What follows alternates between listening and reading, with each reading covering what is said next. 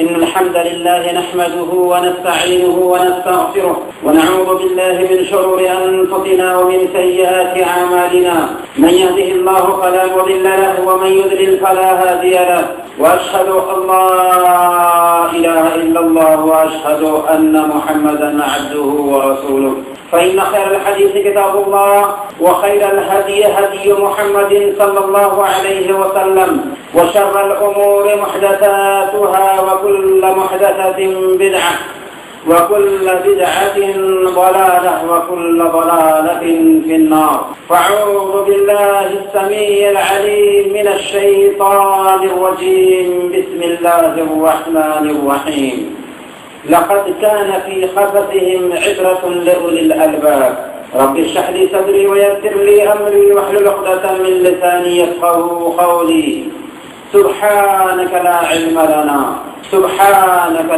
لنا إلا ما علمتنا إنك أنت العليم الحكيم.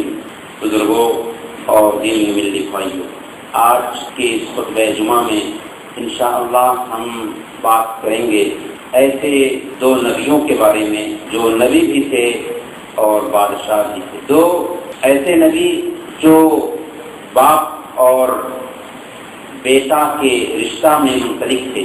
باپ جن کے بارے میں کہا گیا کہ نہایت ہی سریلی آواز رکھتے تھے، جن کے بارے میں کہا گیا کہ ایک دن روزہ رکھتے اور ایک دن بے روزہ رکھتے تھے، جن کے بارے میں کہا گیا کہ اپنے ہاتھ کی کمائی کھاتے تھے اور جن کے لیے لوہے کو نرم کر دیا گیا تھا، پہاڑوں کو ان کے تابع کر دیا گیا تھا. اور بیٹا جن کے قبضہ میں انسان ہی نہیں بلکہ چرند و پرند بھی تھے، چرند و پرند ہی نہیں بلکہ جنات بھی تھے، ہوائیں بھی تھیں، پہاڑ بھی تھے. یہ دونوں نبی حضرت داؤد اور حضرت سلیمان علیہ السلام. حضرت داؤد علیہ السلام اور حضرت سلیمان علیہ السلام دونوں باپ اور بیٹا ہیں، اور یہ دونوں کے دونوں بنو اسرائیل کے پیغمبروں میں سے ایک پیغمبر. آپ نے وہ قصہ سنا ہوگا کہ مصر میں بنو اسرائیل کو فرعون نے ہر طرح سے دبا کر رکھا تھا. بالآخر اللہ پاک نے فرعون کے لیے موسیٰ علیہ السلام کو پیدا کیا اور بنو اسرائیل کو لے کر موسیٰ علیہ السلام مصر سے نکل جاتے ہیں، سمندر پار کرتے ہیں اور آ کر کے میدان تیہ میں ٹھہرتے ہیں. اور موسیٰ علیہ السلام نے بنی اسرائیل سے اس وقت گزارش کی تھی کہ عمالقہ بیت المقدس پر حکومت کر رہے ہیں، چلو ان سے جنگ کر کے بیت المقدس کو آزاد کرو. لیکن بنی اسرائیل کے اندر نافرمانی شروع ہو گئی، انکار کر دیا، ہم نہیں جاتے، جائیں اپنے رب کے ساتھ میں آپ قتال کریں، ہم یہیں پر بیٹھے رہیں گے.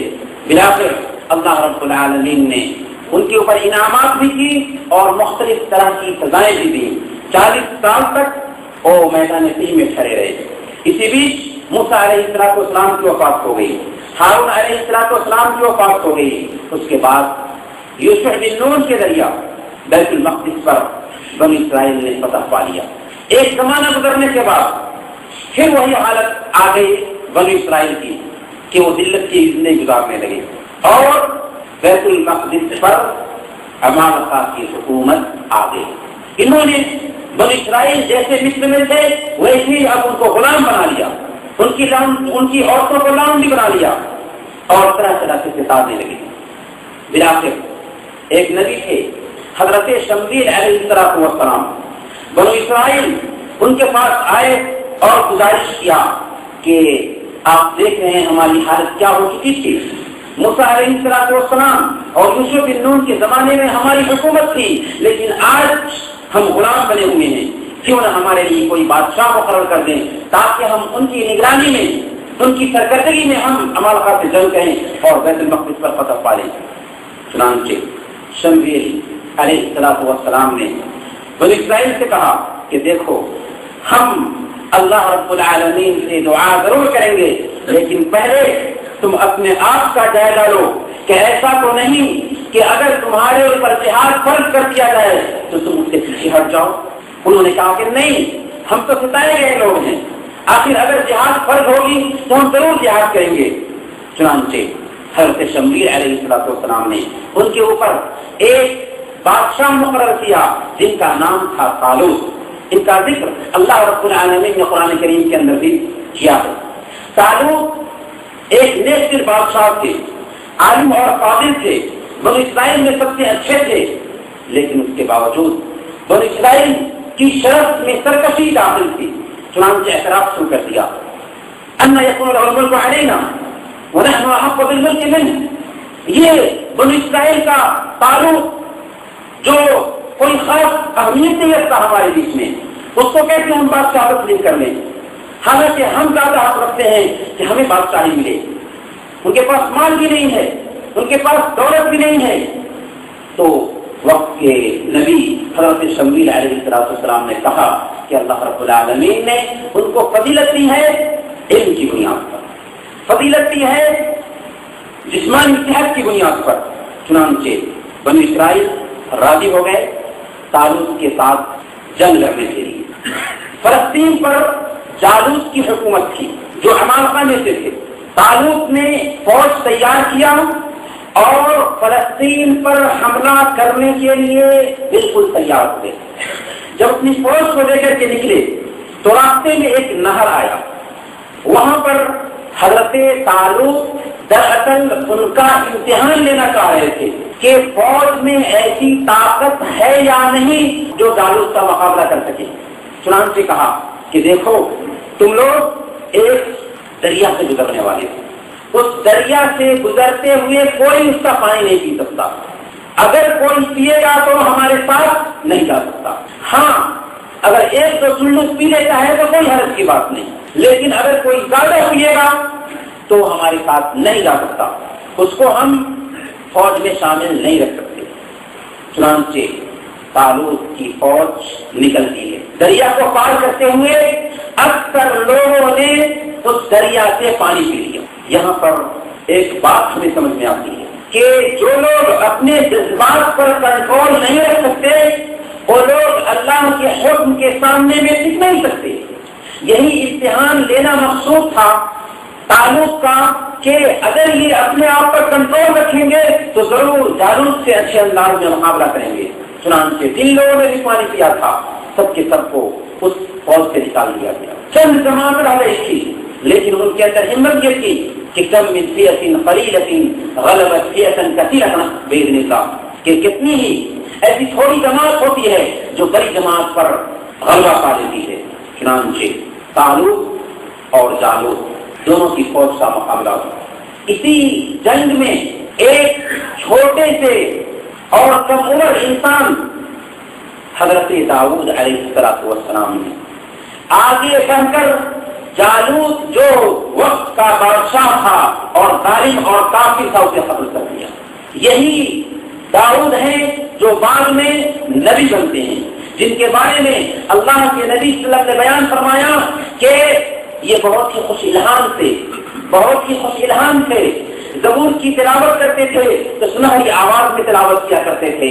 انہی کے بارے میں اللہ کے نبی صلی اللہ علیہ وسلم نے بیان فرمایا کہ یہ اپنے ہاتھ کی کمائی کھاتے تھے اور سب سے بہتر کمائی اپنے ہاتھ کی کمائی ہے.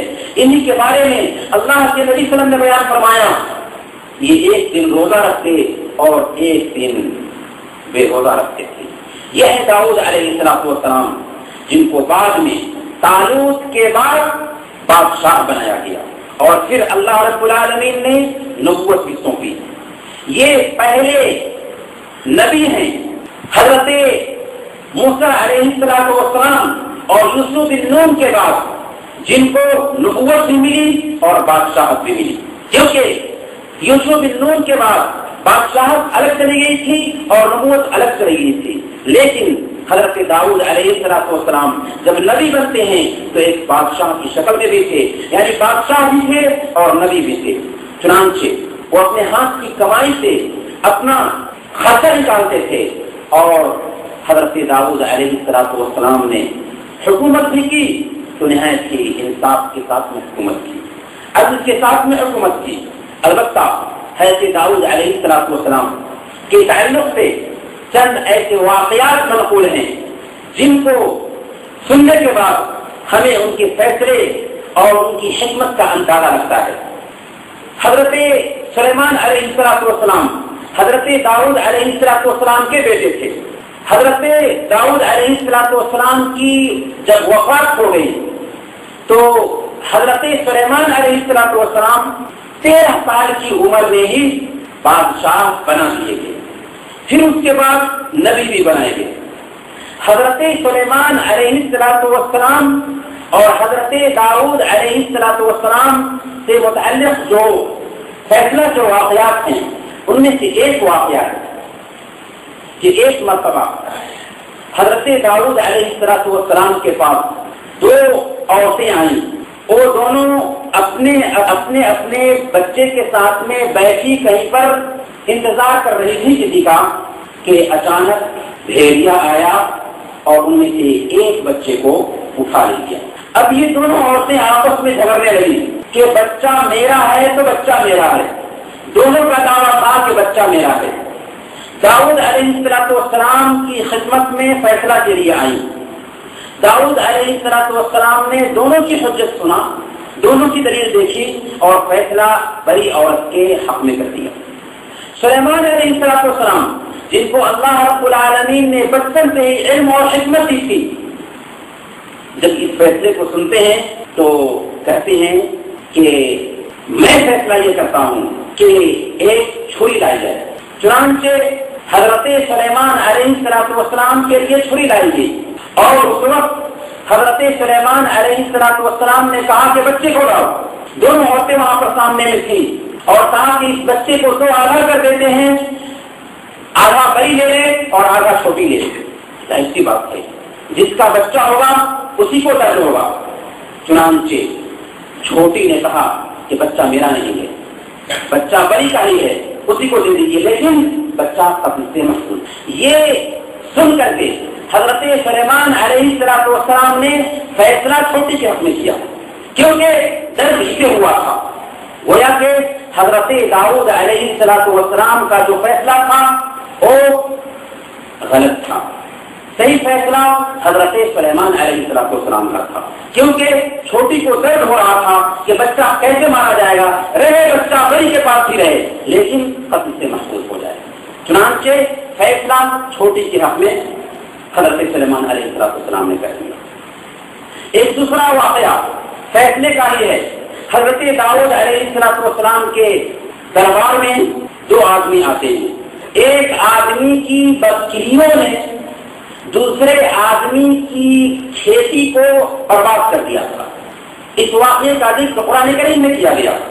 دونوں نے اللہ کے نبی داؤد علیہ السلام کے پاس میں مسئلہ رکھا تو داؤد علیہ السلام نے فیصلہ دیا کہ کتنا نقصان ہوا ہے اس کا تخمینہ لگایا جائے، اندازہ لگایا جائے، جتنا نقصان ہوا ہے اس کے حساب سے بکریاں اسے دے دی جائیں۔ جب نقصان کا اندازہ لگایا گیا تو اتنا نقصان تھا کہ پوری بکریاں اس کے حوالے کی جا سکتی تھی۔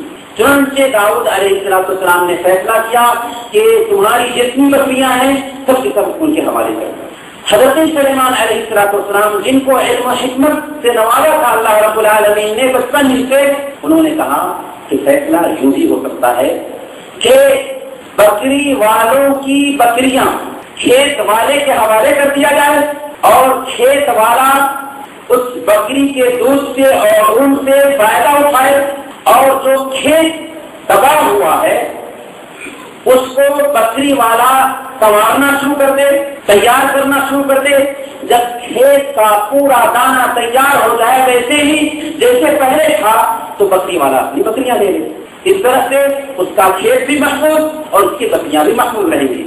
چنانچہ یہ فیصلہ بھی بہت ہی مناسب تھا۔ تو اس فیصلے سے ہم حضرت سلیمان علیہ السلام کی ذہانت، دانش مندی اور عقل مندی کا اندازہ لگاتا ہے۔ حضرت سلیمان علیہ السلام ایسے نبی ہیں جن کو بادشاہت بھی ملی تھی، اور بادشاہت ایسی تھی کہ اللہ رب العالمین نے انسان کو ہی نہیں بلکہ چرندوں پرند کو بھی ان کے تابع کر دیا. چرندوں پرند تو کیا، جنات کو بھی ان کے تابع کر دیا تھا، پہاڑوں کو بھی ان کے تابع کر دیا تھا، ہواؤں کو بھی ان کے تابع کر دیا تھا. جب وہ فیصلہ کرنے کے لیے گھر سے نکلتے اپنے دربار میں، جہاں پر فیصلہ ہوتا تھا، جہاں پر رعایا کی خبرگیری ہوتی تھی، تو پرندے آپ کو سایہ کر کے جاتے تھے، یہاں تک کہ پارلیمنٹ میں پہنچ جاتے. حضرت سلیمان علیہ السلام کی زندگی میں ایک بہت ہی مشہور واقعہ پیش آیا، اور یہ واقعہ ہے ملکہ سبا کا. واقعہ کیا ہے؟ حضرت سلیمان علیہ السلام کے بارے میں جیسا کہ آپ نے سنا کہ اللہ رب العالمین نے ان کو چرند و پرند پر بھی حکومت دی تھی، ان کو بھی آپ کے تابع کر دیا تھا. ان چرند و پرند میں سے ایک پرندہ تھا جس کا نام تھا ہدہد. ہدہد سلیمان علیہ السلام کی مجلس میں حاضر رہا کرتا تھا. ایک دن جب اپنی ساری رعایا کی خبرگیری کی تو اس میں ہدہد پرندہ غائب پایا. حضرت سلیمان علیہ السلام نے کہا کہ ہدہد کہاں گیا؟ اگر وہ آئے گا تو اسے سخت سزا دیں گے یا پھر اسے ذبح کر دیں گے. کچھ ہی دیر میں ہدہد آتا ہے، پوچھا جاتا ہے تم کہاں تھے؟ ہدہد نے کہا کہ میں ایک ایسی خبر لے کر کے آیا جس کی خبر آپ کے پاس. میں ایک ایسے ملک سے گزرا جس کی رانی ایک عورت ہے جو ان کے اوپر راج کرتی ہے، اور شیطان نے ان کے معاملے کو گڑبڑ کر رکھا ہے، جس کی وجہ سے وہ سورج کی پوجا کر رہے ہیں. ہدہد پرندہ ہے، لیکن جب ایسی قوم سے گزرتا ہے جن کو سورج کی پوجا کرتے ہوئے دیکھتا ہے تو اس کی غیرت برداشت نہیں کرتی ہے اور فوراً لوٹ کر کے آتا ہے حضرت سلیمان علیہ السلام کی خدمت میں اور رپورٹ پیش کرتا ہے کہ میرا گزر ایسی جگہ سے ہوا ہے جہاں پر کچھ لوگ ہیں جو سورج کی پوجا کرتے ہیں. اس سے ہم اندازہ لگا سکتے ہیں کہ انسان تو پوجا، چرندوں پرند بھی اللہ کے ساتھ میں شرک دیکھنا گوارا نہیں کرتا. تبھی تو ہدہد کی غیرت جاگتی ہے اور آ کر کے حضرت سلیمان علیہ السلام کے سامنے میں رپورٹ پیش کرتا ہے. چنانچہ حضرت سلیمان علیہ السلام ایک اللہ کے بندے تھے، بادشاہ تھے، توحید کے پیکر تھے، آخر شرک کو کیسے برداشت کر سکتے تھے. چنانچہ ایک خط لکھا اور اس کی شروعات کی بسم اللہ الرحمن الرحیم سے، اور اس کے اندر یہ پیغام دیا ملکہ سبا کو کہ تم تابعدار ہو کر ہمارے پاس آ جاؤ. ہدہد خط لیتا ہے اور ملکہ سبا کے پاس میں پہنچا دیتا ہے. ملکہ سبا کی رانی اپنے لوگوں کو اکٹھا کرتی ہے، اپنے درباریوں کو بلاتی ہے اور کہتی ہے کہ میں تم سب کو بہت اہمیت دیتی ہوں، اس لیے اے درباریوں ہمیں مشورہ دو کہ ہم کیا کریں. درباریوں نے کہا جہاں تک قوت کا سوال ہے، جہاں تک طاقت کا سوال ہے تو ہم آپ کا ساتھ دینے کے لیے تیار ہیں. رہی بات فیصلے کی تو آپ کو اختیار ہے، جو فیصلہ چاہیں کر لیں. ملکہ سبا عقل مند عورت تھی، بادشاہ تھی اور اس کے اندر دانائی تھی.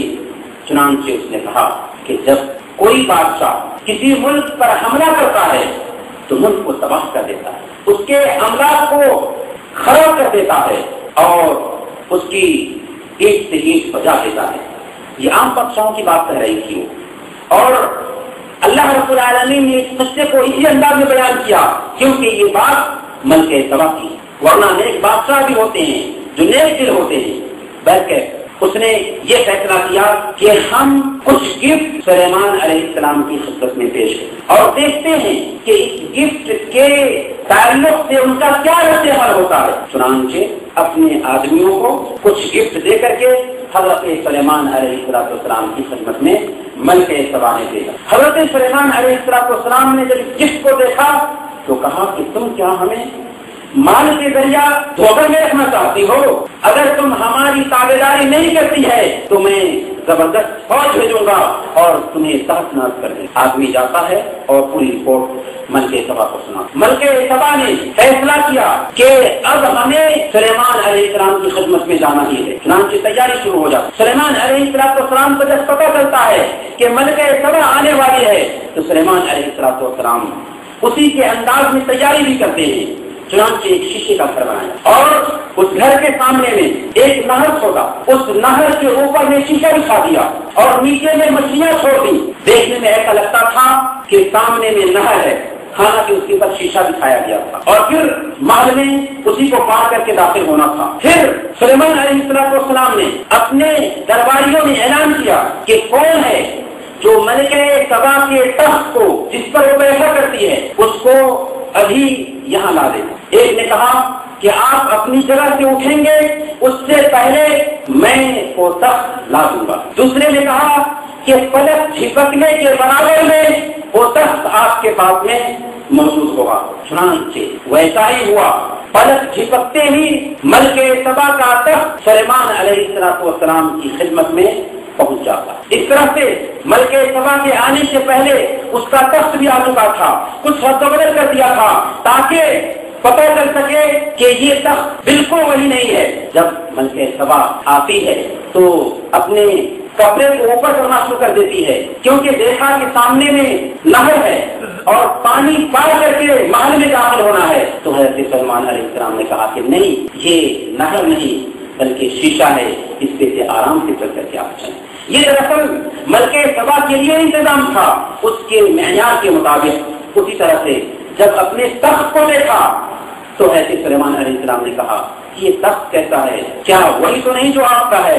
انہوں نے کہا کہ ہاں، لگتا تو وہی ہے، بلکہ یہ قصہ ہے حضرت سلیمان علیہ السلام کا۔ حضرت سلیمان علیہ السلام کے دربار میں وہ ملکہ سبا آتی ہے اور اسلام قبول کرتی ہے۔ پھر سارے اس کے قوم کے لوگوں نے اسلام کو قبول کر لیا۔ حضرت سلیمان علیہ السلام کی زندگی کا یہی ایک واقعہ ہے جس کے اندر ایک طرف ہمیں سلیمان علیہ السلام کے معجزات کا پتہ چلتا ہے تو دوسری طرف ایک پرندے کے کردار کا اندازہ کہ ایک پرندہ کیسے غیرت کھاتا ہے، شرک کو دیکھ کر، اللہ کے علاوہ انسانوں اور جنات کی پوجا کو دیکھ کر، چاند اور سورج کی پوجا کو دیکھ کر کہ فوراً دوڑا آتا ہے اور سلیمان علیہ السلام کو رپورٹ پیش کرتا ہے، یہاں تک کہ حضرت سلیمان علیہ السلام دعوت بھیجتے ہیں اور ملکہ سبا آ کر کے اسلام قبول کریں۔ اس سے ہمیں پتہ چلتا ہے کہ ہم مسلمانوں کو کس قدر دین کی اہمیت کا احساس ہونا چاہیے کہ اگر حضور کے اندر ایسی غیرت جاتی ہے تو ہمارے اندر کیسی غیرت ہونی چاہیے، کیسے ہمیں انسانوں کے لیے خیر کا سوارا ہونا چاہیے۔ اللہ رب العالمین سے دعا ہے کہ اللہ رب العالمین ہم سب کو حضرت داؤد اور حضرت سلیمان علیہ السلام کے اسوہ کو اپنانے اور دین کا داعی بننے کی توفیق عطا فرمائے۔ وصلی اللہ علی نبینا محمد وعلی آلہ وصحبہ اجمعین۔ بارک اللہ لنا ولکم فی القرآن العظیم ونفعنا وإياکم بالآیات والذکر الحکیم، انہ تعالی جواد کریم۔